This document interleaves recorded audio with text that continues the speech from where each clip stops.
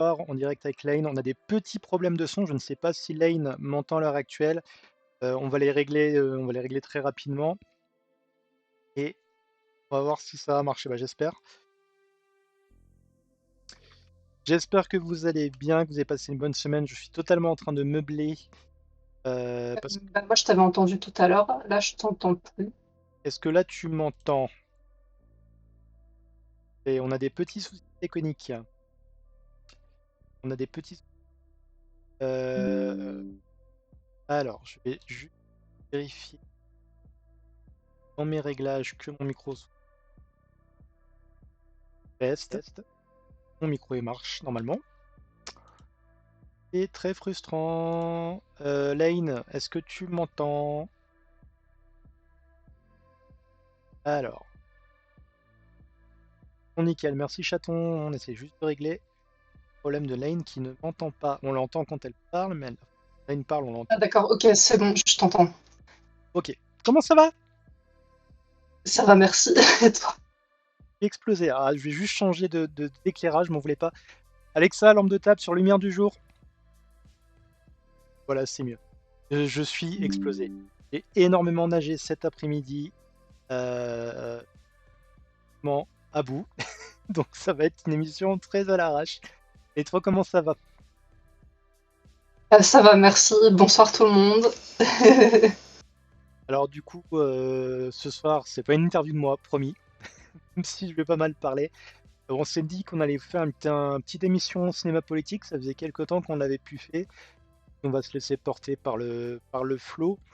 Alors comment on a fait pour choisir? On a une liste de films qui sont une espèce de, pas dire de watchlist, mais une espèce de liste de films qui pourraient être intéressants de parler sur le côté politique. Même si tout film est politique, on a choisi des films particuliers. Et aujourd'hui, on a choisi la vie de Brian des Monty Python. Et je me suis dit que ça pourrait être intéressant parce que ça va nous permettre de parler de politique, mais plus précisément, par exemple, de rapport aux croyances. Qu'est-ce qui est de l'humour? Où est-ce que l'humour peut s'arrêter aussi? Parce que du coup, le film peut être pris par beaucoup comme étant un truc qui n'est pas très respectueux. C'est pas mon cas, hein. Mis à part le fait qu'il y a au moins un des Monty Python qui est transphobe, j'ai rien contre eux. Je trouve très drôle. Voilà, c'était ma petite introduction. Je te propose aussi, Blaine, de faire une petite introduction pardon, sur ce film et pourquoi tu l'as choisi, outre le fait que j'ai dit on prend celui-là. Alors, moi, mon histoire avec ce film, en fait, c'est que je l'ai vu pour la première fois sur Arte quand j'étais jeune, en VO sous-titré, et après je l'ai revu à l'âge adulte et j'ai compris plein de trucs. J'aime bien, en fait, l'histoire de ce film, c'est qu'à la base, je sais plus lequel des Monty Python avait dit en interview le prochain film qu'on fait, ça sera sur Jésus. Et ça avait fait comment dire, un scandale. Et, euh, et puis au final, c'est pas un film sur Jésus, euh, parce que, comme il l'a dit, bah en fait, au final, quand j'ai lu la Bible, je me suis rendu compte que Jésus, finalement, c'était un type bien. Donc, ils ont fait un film plutôt sur, comment dire, sur la religion institutionnalisée, sur les comment dire, le fanatisme religieux, enfin sur certains aspects de la religion qu'ils n'aiment pas, mais la religion en général, pas spécifiquement la religion chrétienne. Donc voilà. Alors, je propose, parce que du coup, peut-être que les personnes qui nous écoutent ou qui nous voient ne savent pas de quoi parle le film, comment on pourrait J'ai L'avantage un stylo sous les yeux. t'as un synopsis sous les yeux. Bon, vas-y. Si tu veux. Ouais. L'avantage, c'est que quand on connaît le principe du film, c'est un film qui est pas spoilable en fait.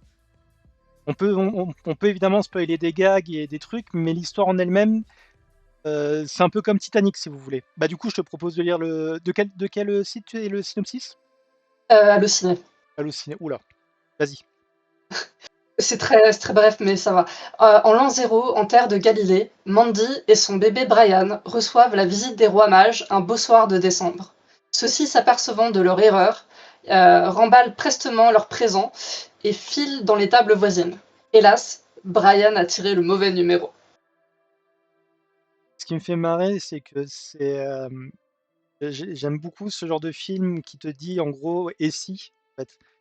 Le «et si» dans un film, ça peut être à la fois et la pire idée scénaristique si tu sais pas gérer, mais dans le cas de La Vie de Brian, je trouve que c'est incroyablement bien géré et il y a vraiment, il y a par-delà justement l'aspect politique et l'aspect, idéologique même si on veut, il y a vraiment cette maîtrise de l'histoire, de prendre l'histoire de base de Jésus. Bon spoiler à la fin il meurt et il revient, et de dire qu'est-ce qui se serait passé si à la place de Jésus, c'était un mec normal, en fait.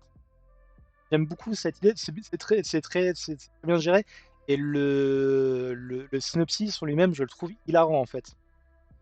C'est vraiment, quelque chose qui est, bah, je trouve que c'est vachement osé dans un sens, mais du même côté, en fait, il y a pas vraiment de manque de respect, en fait. C'est vraiment juste, je sais même pas si on peut vraiment parler de parodie du coup, puisque du coup, l'histoire ne colle pas à 100 à celle de Jésus. Alors, si je dis pas de bêtises, il y a pas les disciples, par exemple. C'est bah, c'est sur la vie de Brian, en fait. C'est très bizarre dit comme ça et je trouve qu'ils ont réussi à, ils ont vraiment réussi à avoir une subtilité, qui est très, très compliquée à atteindre quand tu fais de l'humour absurde comme les Monty Python et généralement, comme je le disais plus tôt, les Monty Python, j'ai un peu du mal parce que je sais que c'est, John Cleese qui soutient, J.K. Rowling Ouais. et c'est vrai qu'effectivement dans un autre de leurs films qui est Le Sens de la vie, qui est aussi un film qui me fait mourir de rire, il y a une blague qui est borderline transphobe. Donc c'est pas Ça dépend de comment tu la. voilà, En fait, elle est assez subtile pour que soit tu choisis de l'interpréter comme transphobe, soit tu choisis de l'interpréter comme pas transphobe. Moi, par exemple, la façon dont je la vois, cette blague, c'est que pour moi, elle est juste là pour montrer à quel point le mec qui fait la blague est une pourriture. C'est l'introduction du personnage. Il est pourri à plein d'endroits dans le film. Et c'est une illustration parmi d'autres d'à quel point il est transphobe, sexiste, lâche, tout ce que tu veux. Il a tous les défauts du monde, ce type. Donc voilà. juste pour, vite fait, pour revenir dessus, mais c'est pas le film du soir, c'est juste parce qu'on a un peu digressé dessus. Le Sens de la vie, c'est une suite de plusieurs scénettes qui sont pas forcément reliées, qui expliquent en fait, bah, de la vie à la mort et même après et il y a une scène où effectivement, il y a un médecin qui accouche, une femme et je crois qu'elle je sais plus si c'est la femme ou l'infirmière qui elle attend un garçon ou une fille et le médecin il fait: «Attendez, attendez, il est trop tôt pour lui demander», un truc du style et le problème que j'ai moi avec cette vanne, c'est que même si ça a pas forcément de lien, mais tu prends la vanne, tu prends le fait que John Cleese est soutien de l'autre piètre être humain, qui est J.K. Rowling et forcément du coup, tu vois, tu peux pas t'empêcher de faire le lien en fait. Alors, Donc, je présente mes excuses. En fait, moi, je parlais de la blague transphobe ou pas. Ça dépend de comment tu la vois dans La vie de Brian. Je parlais pas. d'accord. J'ai pas vu Le sens de la vie. Oh pardon, je suis désolé. Bah du coup Non, non, voilà. t'inquiète. C'est moi qui me suis trompée. Donc, pour le coup, tu parlais du sens de la vie et j'ai bugué. Bref, désolé. Et ce qui du coup est la preuve d'un truc que je suis convaincu niveau film, c'est que tous les films d'un réalisateur ou d'une équipe en l'occurrence, parce que même si ça, je crois que c'est le même Monty Python qui a réalisé tous les films de la série, euh, tous les films sont liés en fait. Les films se répondent à eux-mêmes. Euh, si vous voulez un exemple qui est très parlant, vous prenez Tarantino, même si le mec est arguablement pas vraiment un genre très très bien, ces films se parlent en fait. C'est vraiment, c'est pas forcément un univers partagé à chaque fois, donc il n'y a pas de Monty Python Cinematic Universe. Mais du coup, le fait que la réflexion qu'on puisse avoir sur une blague, on l'a dans un autre film, donc là, ça nous permet de revenir sur la vie de Brian. ça permet justement de montrer qu'il y a un lien. Et du coup, dans la vie de Brian, c'est quelle vanne exactement? J'ai un petit trou. En fait, c'est Loretta qui se présente et qui dit bah écoutez, voilà, je suis une femme, je veux que vous m'appeliez Loretta à présent. Et c'est la réaction de Reg qui, pour moi, est l'introduction du personnage de Reg. En fait, c'est une vanne qui est juste là pour qu'on se moque de lui et d'à quel point c'est un D'accord, gros naze. d'accord. Ce qui est un thème récurrent parce qu'après il y a plein d'autres fois où Reg est nul et c'est pour le coup c'est lui la cible des blagues. Je pense notamment à une scène où on voit sa lâcheté quand il envoie les gens faire des choses mais lui-même n'y va pas, il ne va pas se salir les mains, risquer sa vie ou quoi que ce soit. Donc voilà. Il y a des gens qui l'aperçoivent comme transphobe, moi je l'aperçois comme on se moque de Reg et on est en train d'introduire le personnage, de le montrer tel qu'il est dès le début. Alors du coup, il y a Tigus qui va nous rejoindre. Bonsoir. Je vais lire le commentaire de Tigus et je lui répondrai. Bonsoir, j'espère que vous allez bien. Je suis pas très doué en film-série, mais je vais vous écouter avec plaisir. Bah écoute, Tigus, il n'y a pas de souci. Tu es le bienvenu. Là, en fait, en vrai, on va pas tant parler enfin, on parle d'un film en particulier qui est La vie de Brian, mais on va surtout s'en servir comme point de discussion sur jusqu'où on peut aller avec l'humour, puisque c'est un film qui parle du coup de on l'a déjà dit, donc on va le dire très rapidement, c'est en fait qu'est-ce qui se serait passé si l'histoire de Jésus n'était pas arrivée à Jésus, mais à son voisin qui en fait était un mec lambda. C'est ça le scénario. Mais oui, mais c'est marrant du coup, parce qu'en fait, c'est là où tu vois que la frontière est super fine entre dénoncer quelque chose et en fait être ce qu'on veut dénoncer. Je vais encore parler d'un autre film du coup que je n'ai pas vu pour le coup, mais qui est Tropic Thunder je crois que c'est Ben Stiller qui l'a réalisé, où dedans il y a un personnage qui est joué par Robert Downey Jr. qui joue un acteur qui est tellement à fond dans les rôles qu'il fait que pour un film, il fait une opération et il devient noir. Et je n'ai pas vu le film, donc pour moi ça a plus tendance à être entre guillemets une dénonciation de ce qu'on a pu avoir avec certaines blackface. Mais d'un autre côté, il y a aussi ceux qui vont dire ah bah non, c'est une blackface concrètement. Donc et il y a vraiment ce doute et justement ce fait de marcher directement sur une ligne super fine dans la vie de Brian qui est super intéressant en fait. Pour donner un autre exemple, bon, cette fois j'ai parlé série, mais c'est le cas de. C'est pas une blague pour le coup, mais à Breaking Bad, le réalisateur, pour le créateur de la série, pour lui, en fait, on n'est pas censé être du côté de Walt. Peut-être un Oui. petit peu au tout début, mais on est censé perdre ça très très vite. Et or, il y a beaucoup de gens qui étaient derrière Walt à fond, qui trouvaient que Skyler était agaçante, etc. pendant la série. Et le réalisateur regrette beaucoup ça, regrette le fait qu'il ait été trop subtil dans sa dénonciation de Walt, en fait. Parce que c'est cette subtilité qui a permis à d'autres personnes de l'interpréter à leur sauce. Mais même, en fait, quand t'es pas subtil, je pense à mon roman préféré de tous les temps, Lolita, qui est sur un pédophile raconté, enfin un pédocriminel, pardon, raconté par le pédocriminel, mais la façon dont c'est fait, enfin t'es censé le détester en fait, et t'es censé ne pas être de son côté, et il y a aucun doute sur le fait que c'est un pédocriminel du début à la fin qui trouve des excuses, etc., etc. Et il y a quand même des mecs que tu trouveras qui le défendent et qui te disent oui, non, c'est elle qui le séduit, alors que c'est très clair dans le livre que c'est lui qui viole la jeune fille Lolita, et c'est pas elle qui le séduit du tout, il n'y a aucune séduction de sa part, enfin voilà. On a, on a, on a eu beaucoup ça récemment, sans spoil, vu qu'en plus la dernière saison arrive. Mais il y a la série The Boys, où l'extrême droite américaine est vraiment dénoncée, pointée du doigt. Et quand on a eu Pourquoi tu fais un signe nazi quand je... Et Je on a eu, rapproche mes projecteurs. et on a eu avec la quatrième saison qui était encore plus directe, plein de gens de droite qui ont fait mais attendez, ils sont en train de se foutre de nous là, c'est pas normal.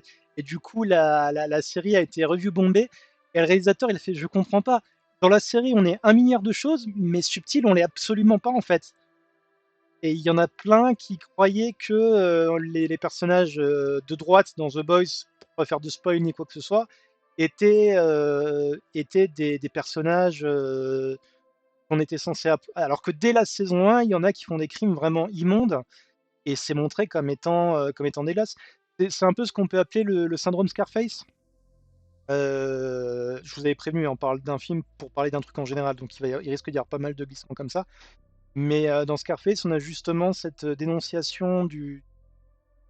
Bah, le mec, concrètement, dans Scarface, c'est un trafiquant de drogue. Je veux dire, c'est pas un trafiquant de drogue gentil en plus. C'est pas le dealer qui va te vendre un peu d'herbe à la sortie des courses. C'est un trafiquant de drogue qui fait des trucs vraiment. Voilà, en plus, c'est les années 80, donc c'est vraiment c'est le méchant par excellence. Et t'as 1 milliard de gens. J'ai 1 milliard, c'est dans le mauvais, mais t'as plein de personnes qui prennent le personnage principal, qui est joué par Al Pacino, si je dis pas de bêtises, comme étant un modèle. Et on a ça dans plein de choses. On a ça dans Fight Club aussi. Il y en a plein qui prennent. Alors, c'est compliqué, je peux faire de spoil, mais qui prennent les personnages principaux comme des modèles, alors que non, en fait. C'est vraiment. Et justement, c'est ça qui est compliqué avec le cinéma en général. C'est à quel moment, quand tu montres un personnage principal, même si c'est un personnage méchant, ça reste ton protagoniste en fait. Et du coup, à quel moment commence vraiment la dénonciation, ce qui peut être vraiment intéressant, et à quel moment tu fais l'erreur justement d'être trop, trop derrière ton personnage. Il y a il y a une analyse d'un film que j'adore qui est Les Affranchis de Scorsese, qui a été analysé dans une vidéo de Karim Debache dans son émission, c'était dans Coma, où justement il mettait en parallèle Scarface, entre guillemets, où c'est vrai que c'est montré de façon flamboyante, même la fin du film, sans spoiler, c'est un truc énorme avec gunfight et compagnie.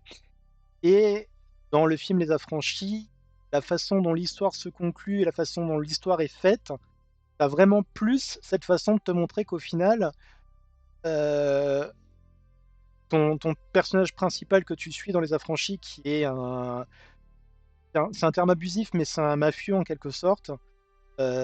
Tu vois comment sa carrière de mafieux se termine, et t'as pas du tout ce côté glamour et flamboyant que tu as dans Scarface. C'est justement, il expliquait que du coup, pour lui, et c'est un point de vue que je partage, cette image du le mal, enfin le crime ne paie pas, même si c'est fait slogan années 80, est mieux géré, en tout cas c'est comme ça que moi j'ai interprété sa chronique, dans Les Affranchis, parce que justement, t'as pas, la preuve est que tu as peu de personnes qui prennent Les Affranchis comme personnalité, quoi. Je sais pas du coup si tu l'as vu, Line, parce que je te vois en train de sourire, donc j'essaye d'interpréter ton sourire. Je l'ai pas. Non, non, je réagis en fait à ce que tu dis au moment où tu le dis. Ce café, j'ai dû le voir quand j'étais gosse, mais je l'ai pas revu depuis. Et Les Affranchis, je l'ai pas vu encore. D'accord, alors c'est deux très bons films que je conseille. C'est vraiment Affranchis. J'ai plus Les Affranchis en tête du coup que Scarface, parce que Scarface, je l'ai vu il y a plus longtemps. Et que du coup, il y a des trucs de Scarface qui sont modifiés dans ma tête parce qu'ils ont sorti un jeu vidéo qui est en fait une suite alternative. À la fin du film, il se passe un truc, et le principe du jeu, c'est et si ce truc s'était pas passé. Mais là, c'est pareil, on se retrouve dans un cas de figure où on se met à jouer un trafiquant de drogue. Mais bon, ça, dans les jeux vidéo, c'est un peu plus répandu. On va pas faire le procès de GTA parce que je trouve pas ça totalement con. Mais c'est pareil, il y a plein de personnes qui jouent à GTA et qui pensent que les persos principaux sont des modèles.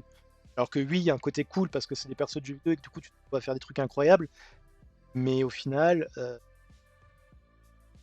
bah, ça reste des personnes qui font des choses mauvaises. Et encore une fois, à quel moment et avec ce débat, ce qui est intéressant, c'est qu'on peut même aller sur des trucs peut-être plus récents. Par exemple, le personnage du Punisher, qui est un mec qui tue les criminels. Il y a justement toute cette génération de fachos d'extrême droite qui le prennent comme modèle, alors que plus d'une fois dans l'histoire du Punisher, et plus récemment, c'est dans l'excellente série, Daredevil Born Again, où les auteurs lui font dire: «Mais attendez, vous êtes cons ou quoi?» En gros, c'est leur façon de dire: «Je suis pas un modèle, en fait. Faut pas le prendre comme modèle». Donc voilà, quoi. Il y a un autre truc que j'aime bien dans ce film, je vais revenir sur la vie de Brian, Oui, du bien coup. sûr, ouais.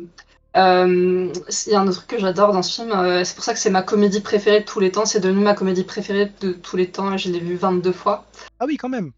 Ce que j'adore, c'est qu'en fait, c'est un peu, c'est pas du comédie improvisée comme les comédies américaines que tu peux regarder, où en fait il y a un scénario qui est écrit mais les acteurs improvisent ou quoi.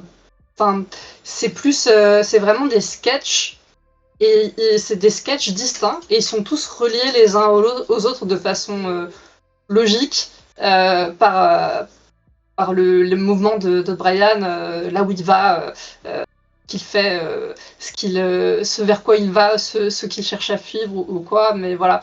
Et j'aime beaucoup ça. Je trouve il est vraiment bien construit, ce film, en tant que comédie.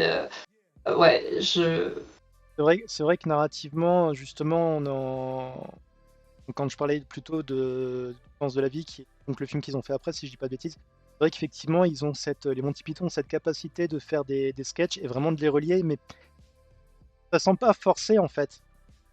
C'est vraiment, c'est vrai qu'effectivement, au niveau narratif, de là, du côté politique, c'est ça que j'étais parti. C'est vrai au niveau narratif, et ils vont loin. Ils vont loin. J'ai une scène en particulier que je vais pas ils spoiler. vont loin, littéralement. Voilà, on pense à la même scène. Mais c'est vrai qu'effectivement, il y a une maîtrise, il y a vraiment une maîtrise. Mais l'humour anglais, généralement, sur moi, c'est totalement du hit or miss. C'est-à-dire qu'il y a des séries anglaises pas du tout accrochées. Mais dans le cas des Monty Python, c'est vrai qu'effectivement, il y a vraiment, ce côté maîtrisé par-delà le sujet du film. Et c'est vrai qu'effectivement, c'est vrai que quand tu me dis ça, c'est vrai qu'effectivement, ça pop dans ma tête. C'est vrai qu'effectivement, c'est un truc qui est super bien fait, quoi.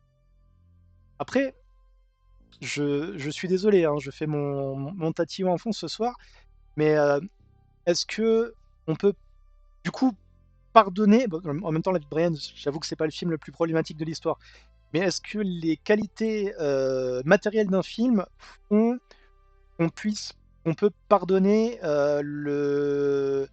ses erreurs, ses erreurs? Moi, je pense que c'est l'affaire de chaque personne, en fait. Parce que ça dépend de ta boussole morale, de là où tu places les limites, etc. Pour moi, la vie de Brian, il y a trois erreurs dedans. D'un point de vue politique, euh, enfin, pour moi, il y en a deux, mais tu peux en voir trois si tu décides de voir la blague comme une blague transphobe, celle dont on parlait tout à l'heure.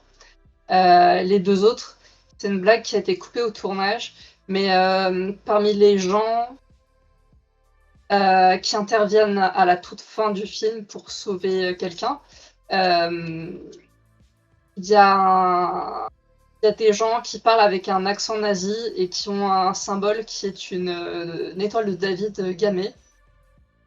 Ah, oui, Et ok. à la base, il y avait un sketch là-dessus, et finalement, dans la salle de montage, au montage, ils ont décidé de la couper parce qu'ils trouvaient qu'elle marchait pas et qu'elle allait trop loin, enfin que c'était juste, voilà. Et ils l'ont coupée, mais il te reste, ils ont coupé d'autres scènes, je veux dire, qui concernaient ce groupe-là, mais ce groupe-là, tu le vois toujours arriver dans la scène. Il y a ça qui est resté. Et l'autre, c'est il y a plusieurs blagues avec deux personnages. On se moque d'eux du fait qu'ils ont un cheveu sur la langue. Et voilà, c'est oppressif parce que là, pour le coup, on se moque vraiment d'eux. Il n'y a pas de doute possible là-dessus. On rit de leurs cheveux sur la langue. Et bon, ça, je trouve ça franchement moyen en tant que féministe. Mais voilà. Après, c'est vrai que les Monty Python ont, et ça, c'est quelque chose de récurrent dans tous leurs films, ils arrivent à les 3 quarts du temps à jongler avec tous les types d'humour, en fait. C'est-à-dire qu'il y a je me rappelle, il y a pareil, je ne veux pas spoiler, mais à un moment, il y a un personnage qui a un nom romain, heu, Voilà. Et sa Je vais femme pas, je aussi. vais pas vous le Sa femme aussi. spoiler, mais il y a une vanne sur son nom. Alors c'est très bas, hein, c'est de l'humour, c'est de l'humour vraiment, mais moi ça me fait pleurer de rire, en fait. Mais justement, en fait, ils ont une façon de présenter leurs gags, heu, où tu s en fait, ils ont conscience de ce qu'ils font et c'est vrai que ça, c'est quelque chose que j'apprécie énormément avec les Monty Python, c'est que quand leur vanne fonctionne, ils savent pourquoi. Ils savent pourquoi ils ont fait la vanne, ils savent comment ils l'ont faite et il y a vraiment une maîtrise de l'humour. C'est pas vraiment en fait, c'est vraiment les comédies des Monty Python, donc là, comme ça, je crois qu'il y a 3 films, il y a, Sacré Graal et C'est ça. chef-d'œuvre. Il y a La vie de Brian et il y a donc, Le sens de la vie. C'est vrai que dans ces 3 films, tu as vraiment une maîtrise de la comédie qui est assez incroyable. Après, ce qu'il faut savoir, c'est qu'ils ont pas commencé leur carrière en faisant des films, hein. Il y avait avant, ils avaient fait une série, c'était le Monty Python, Flying Circus qui était pareil, qui était plein de sketchs et il y a vraiment une maîtrise. Mais c'est vrai qu'en fait, les Monty Python, c'est un peu, c'est un de mes blind spots, niveau, ouais, il y a des trucs qui sont pas ouf. Il y a dans les Encore une fois, pas forcément dans les films eux-mêmes, même si, Lane vient de nous montrer qu'il y a deux trois trucs pas ouf. Mais comme dit, c'est au niveau, politique, idéologique même, c'est pas la joie. Je parlais tout à l'heure de John Cleese qui était un soutien de J.K. Rowling et je sais quel, malheureusement, j'aime pas avoir des infos complètes comme ça, mais il y en avait un qui était, qui soutenait, Weinstein, le producteur qui avait abusé de, pas qui le soutenait ou enfin, pas forcément en disant, il a pas dit: «Oui, voilà, ce qu'il a fait, c'est bien», mais voilà, le genre de soutien un peu la joie que tu es en train de regarder, Ouais, du coup, hem, je cherche. et du coup, est-ce que tu es multitâche? Est-ce que je peux te poser une question en même temps que tu cherches? Je suis pas multitâche, mais vas-y, tu peux, Est-ce que toi, personnellement, tu penses que c'est OK de rire de la religion dans la mesure où c'est quelque chose qui est très important ou peut-être trop important pour certaines personnes? Disclaimer, je suis croyant perso. Je alors l'ai déjà dit plusieurs fois dans l'émission. ça dépend de comment c'est fait, en fait, et de quelle religion, est visée, pour moi. La religion en elle-même, si c'est ça dont tu te moques, je trouve ça moyen. Hem si tu te moques spécifiquement d'une religion, qui dans nos pays occidentaux est mal vue, heu, c'est pire. Mais c'est à bannir pour moi. Mais si tu te moques, de certains aspects de la religion, comme le fait le film, La vie de Brian, en fait, les dérives qu'il peut y avoir, les choses comme ça, et pas de la religion en elle-même, et pas d'une religion, qui est oppressée, heu, pour moi, c'est bien et ça peut même être, féministe, en fait. Pour moi, La vie de Brian, par cet aspect-là, il est féministe puisque ça se moque. Hem, heu, Parfois, j'ai l'impression que c'est pas une moquerie, comment dire? Méchante, mais ça se moque, par exemple, des différentes, des différentes écoles qui se créent, quand, différentes branches qui se créent quand les gens ont des interprétations différentes d'un texte, ou d'une parole, en l'occurrence dans le cas de Brian. Mais il y a des aspects, oui, enfin, la façon dont il se moque de certains aspects de la religion, pour moi, est pas, voilà. Et ce qui est important dans la vie de Brian pour moi, et qui est une moquerie politique intéressante, c'est le fait de se moquer de l'absence de pensée critique. Ce qui se passe quand on décide d'abandonner sa pensée critique et d'écouter un prophète et d'attendre que quelqu'un vienne nous dire quoi penser sans poser un regard critique dessus soi-même. Donc voilà, ça dépend de comment c'est fait. pour moi, ce qu'il fait dans la vie de Brian, c'est pas gratuit, c'est ça va de bon enfant à politique et féministe dans sa politique. Euh, Qu'est-ce que t'en penses, toi? Bah, j'ai tendance à être d'accord avec toi. Il y a une scène que j'adore qui est tirée de la série à la Maison Blanche où on voit. Alors, disclaimer. euh, J'ai vu à la Maison Blanche. d'accord. Cette histoire, avant de voir cet extrait de la série, je vais vous raconter la scène telle que moi je l'ai connue. Je l'ai connue, j'ai lu sur un site internet que c'est arrivé dans une émission de radio où un extrémiste, pas un terroriste, un extrémiste dans le sens, faut en faire comme la Bible dit les homos c'est mal et tout, appelé dans une émission et le prêtre ou le pasteur, je ne sais pas, qui était invité, lui a répondu, oui mais alors dans ce cas, est-ce que j'ai le droit de faire telle chose en fait, je lui ai répondu par l'absurde. Ah oui, d'accord, donc si je suis la Bible, ma femme, j'ai le droit de la tuer le dimanche. Si elle fait pas tel truc, je peux vendre mes enfants. Ça, c'est comme ça que je l'ai connu.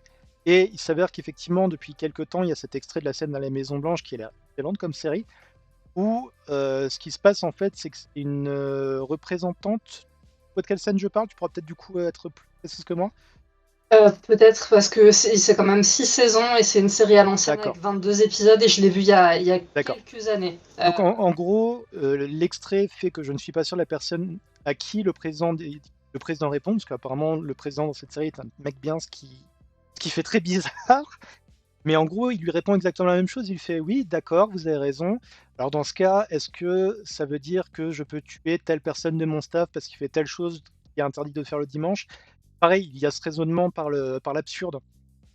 Et c'est ça, dans la critique de la religion, je trouve en fait la critique de la religion, encore une fois, je le redis, hein, je suis croyant avec des petits astérisques par rapport au fait que plus tu te rends compte qu'il y a certaines choses qui ne pouvaient pas être comme ça. Par exemple, la Bible ayant été écrite bien longtemps après les choses décrites dedans. Voilà, il y a eu beaucoup d'interprétations, de mensonges, tout ça. Bref, je trouve que c'est plus intéressant quand on est justement dans la critique de la religion que dans la moquerie. Et cet avis sur la religion s'arrête juste à un point qui est un autre de mes blind spots. Et puis maintenant, parce que pour moi, je vous parlais de la série South Park, pour moi, c'est devenu de la merde. C'est mon avis. Ça fait quelques saisons, j'ai arrêté parce que c'était plus drôle, c'était juste de la méchanceté gratuite. Mais c'est juste qu'il y a un épisode dans les premières saisons qui m'a fait exploser de rire. C'était un épisode sur Noël. Et tout l'épisode se passe. Et à la fin de l'épisode, on voit juste Jésus dans son coin en train de chanter Joyeux anniversaire moi-même. Et cette scène en particulier m'a tué. Parce qu'il n'était pas du tout dans l'épisode. Et le fait, mais bon, après pour le reste, je trouve que voilà, South Park, à mon avis, encore une fois, désolé si vous aimez, c'est devenu de la merde qui fait que taper pour taper. Ça ressemble vachement, pour ceux qui ont la ref, il y a un épisode dans la dernière version de la série, la quatrième dimension, qui est l'histoire d'un mec qui fait ouais, du stand-up. Et en gros, à un moment, il fait plus de drôle, son stand-up, c'est juste cracher sa haine sur tel genre, tel genre, tel genre, tel genre, il se passe des trucs. Je vais pas vous spoiler l'épisode. Si vous aimez la science-fiction, regardez cette série. Même s'il n'y a que 2 saisons et qu'elle n'a pas super bien marché. La dernière version de la quatrième dimension, Twilight Zone, qui était une série produite par Jordan Peele. Je me rends compte que c'est peut-être un peu, comment dire, je drop des noms peut-être comme ça que les gens ne connaissent pas forcément. Si vous avez la possibilité, mettez la vidéo sur pause. Et quand vous entendez des noms, des références, n'hésitez pas à vous renseigner. C'est une émission qui dure que 3/4 d'heure, donc c'est un peu compliqué de faire le background de chacun. Mais essayez de voir les trucs par Jordan Peele qui sont vraiment très bons. Il a fait 3 films qui sont excellents. Us, Nope et Get Out. Ce sont 3 excellents films. Et il est de gauche. Ce qui joue pas mal.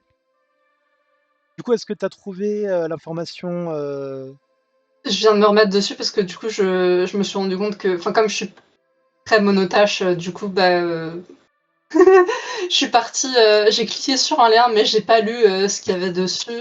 Euh,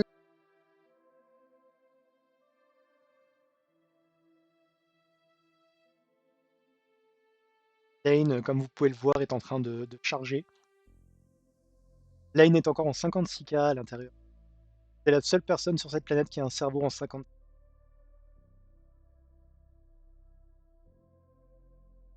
Bon, sinon, sinon c'est pas bien grave. Hein, ok, Si- il y a quelqu'un qui a dit un truc pourri sur les montées, il y a quelqu'un des montées Python qui a dit un truc pourri sur Harvey Weinstein, mais c'est pas, en fait,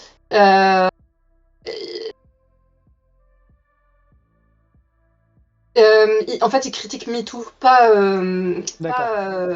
il défend pas Weinstein, tu vois. Il dit il y a beaucoup de victimes dans la vie de Harvey et je ressens de la sympathie pour elle, mais après, Hollywood est plein de personnes très ambitieuses qui sont des adultes et qui font des choix. Ah non, d'accord, c'est du victim blaming, c'est pas mal.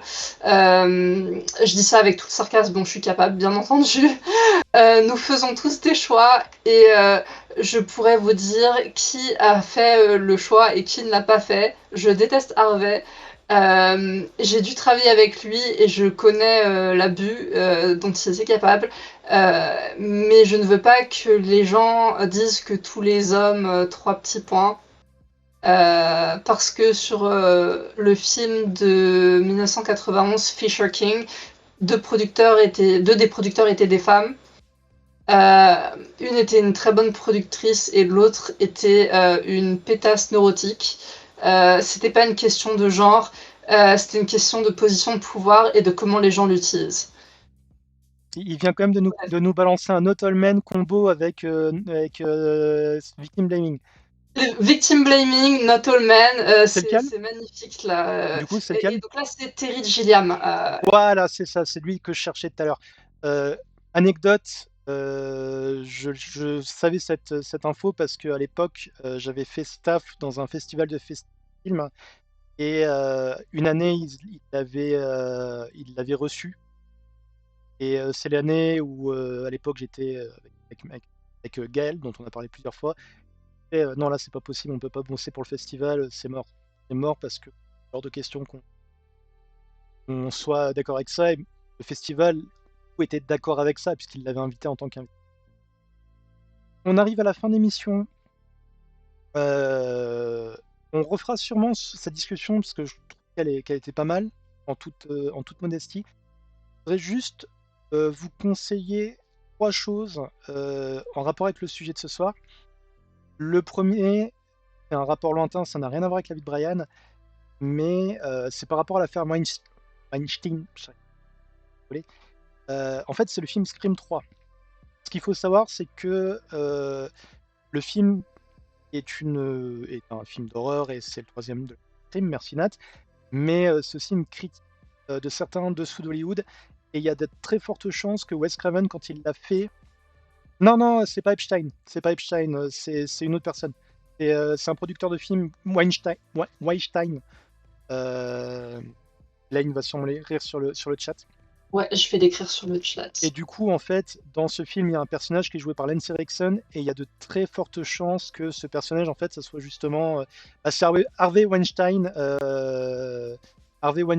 mais avec un autre nom, en fait. Et pas mal de gens pensent ça parce qu'en fait, sur ce film, Wes Craven était déjà sur la fin de sa carrière, et en gros, il risquait plus rien, quoi. Il pouvait pas, donc du coup, il a fait ce personnage qui, en fait, est Harvey Weinstein, mais sous un autre nom. Ça, c'était un truc qui avait un rapport. Sur le sujet religion et à quel point les gens peuvent être entre guillemets pris par un truc et l'interpréter comme ils veulent, il y a un film qui est incroyable, qui s'appelle The Man from Earth. Il y en a deux, je n'ai pas vu le 2, mais le 1 est un film qui est incroyable. Pour vous donner une idée, je crois qu'il est à plus de 8 sur IMDb, 8 sur 10, un truc comme ça. C'est l'histoire d'un prof qui réunit ses collègues, ses amis, il leur fait écouter, voilà, j'ai un truc à vous dire. En fait, j'ai des millions d'années, je vis sur cette planète depuis des millions d'années. Et tout le film, en fait, c'est juste cette conversation avec ses différents collègues. Et il y a un passage sur la religion que j'ai trouvé très intéressant. The Man from Earth. Euh, et Le troisième truc, ça rejoint la thématique du est-ce qu'on peut rire de la religion. C'est le spectacle Alléluia bordel de Jérémy Ferrari, qui est, tape super fort et qui tape très loin, mais qui a l'intérêt d'être super bien documenté et qui par contre c'est de l'humour noir, je vous préviens, et qui est un très bon spectacle. C'est mes 3 recos. Je vais vraiment essayer de penser à vous les mettre dans le replay quand le replay sera disponible, c'est-à-dire courant de la semaine. Et voilà, ça c'était mes 3 recommandations en rapport plus ou moins avec la thématique de la soirée. Lane, est-ce que tu veux ajouter quelque chose? Je pense que non. Je pense qu'on s'est bien débrouillé.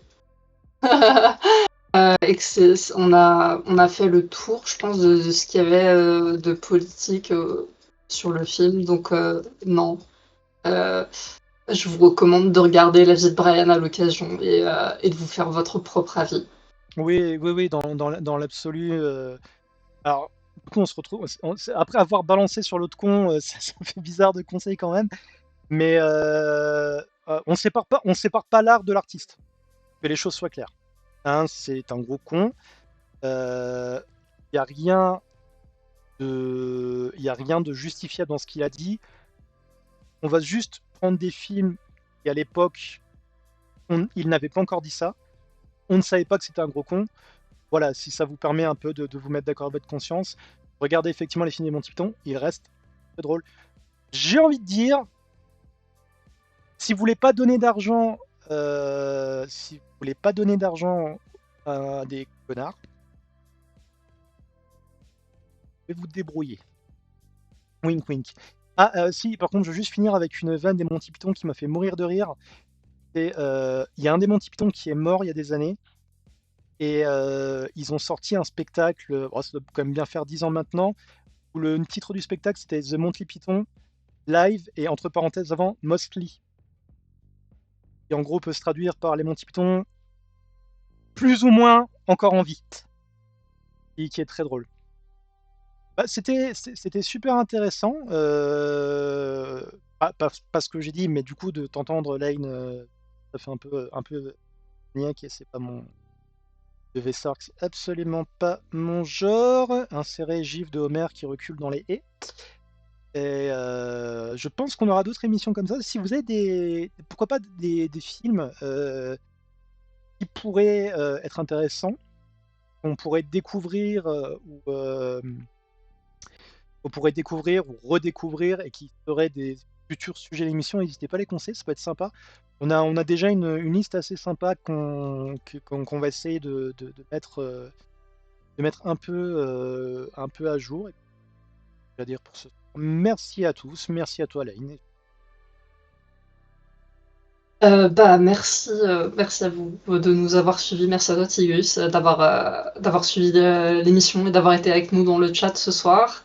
Merci à Nat d'avoir choisi ce film qui est, comme je disais, ma comédie préférée de tous les temps. C'était cool d'en parler avec quelqu'un qui l'aime à peu près autant que moi. Et du coup, merci à toi, Nat, pour cette conversation super intéressante. Et à une prochaine fois. Bonsoir, bonne soirée à tous.